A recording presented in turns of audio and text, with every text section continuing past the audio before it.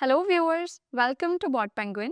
In this video, we will discuss about the file upload feature to train your AI chatbot. By training your AI chatbot, you can make it smarter and more tailored to your business needs.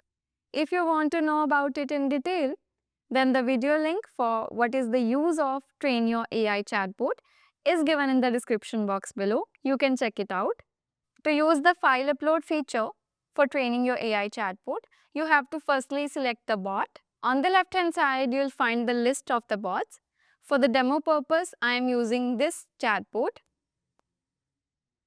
Then you have to navigate to the train your AI chatbot.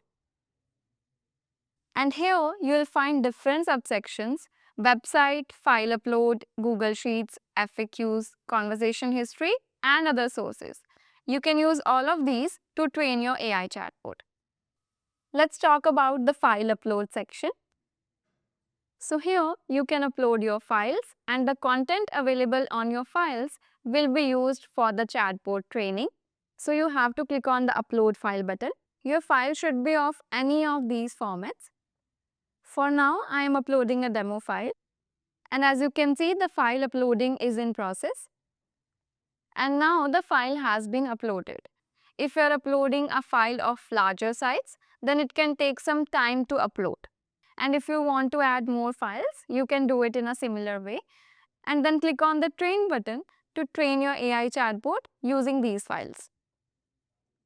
And as you can see, the model training has been started. Here you can see the training status, the last train date, and if you want to delete the file, you can do it from here.